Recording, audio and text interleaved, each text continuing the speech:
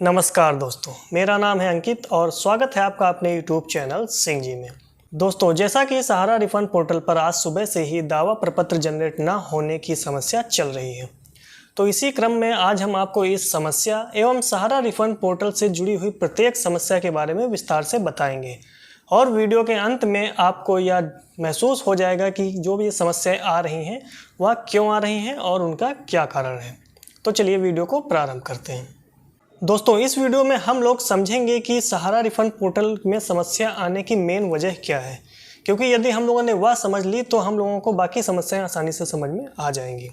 दोस्तों, जब सहारा refund portal की शुरुआत हुई थी उससे पहले किसी को भी नहीं पता था कि इस प्रकार से ऑनलाइन आवेदन किया जाएगा और ऐसे ऐसे प्रोसेस करके जो है वह भुगतान होगा।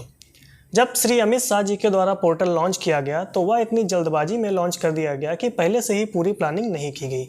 आप एक तरफ सहारा रिफंड पोर्टल को देखिए और दूसरी तरफ बाकी अन्य वेबसाइट को देखिए, आपको अंतर साफ स्पष्ट दिख जाएगा कि बस पोर्टल को जल्दबाजी में डिजाइन करके बना दिया गया था, जबकि उसके लिए पूरी प्लानिंग नहीं की गई थी। एक बार जब पोर्टल को जल्दबाजी में बना करके लॉन्च कर दिया गया तो उसके बाद शायद उन लोगों को अंदाज़ा भी नहीं था कि जब यह पोर्टल आम पब्लिक के लिए चालू किया जाएगा तो इस पर इतने ज़्यादा आवेदन हो जाएंगे। जैसा कि श्री अमित शाह जी ने बताया था 1 महीने पहले ही कि पोर्टल लॉन्च होने के मात्र 10 से 15 दिन के भीतर ही 14 से 18 लाख आवेदन हो चुके थे और अगर वर्तमान समय की बात की जाए तो इसमें लाखों के आवेदन हो चुके हैं।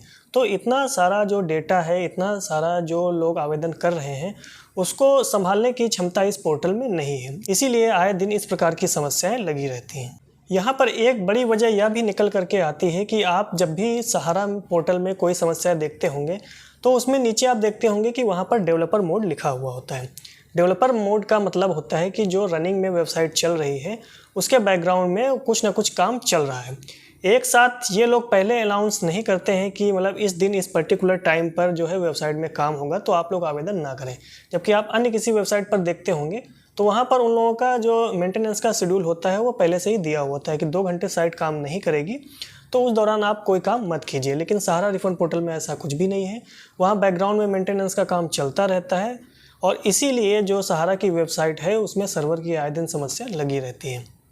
अब मैं आपको सहारा रिफंड पोर्टल की शुरुआत से लेकर के अब तक की एक एक समस्याओं के बारे में बताऊंगा कि जिनको आप समझ करके आप लोग को पता लग जाएगा कि आखिर इन समस्याओं के पीछे जो मैंने मेन वजह बताई वह है कि नहीं है।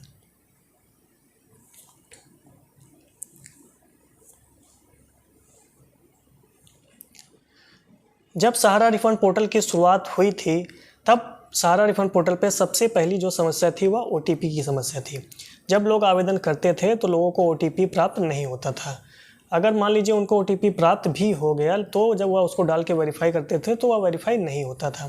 इसी क्रम में जब आप अगले स्टेप पर आते थे तो जो बैंक डिटेल जहां से जानकारी प्राप्त होती है वह प्राप्त नहीं होती थी। मतलब UADAI मतलब आधार की वेबसाइट और जो सहारा रिफंड पोर्टल की वेबसाइट था, इन दोनों के बीच में सिंक्रोनाइजेशन नहीं था, तो डेटा को रिडायरेक्ट करने में प्रॉब्लम होती थी।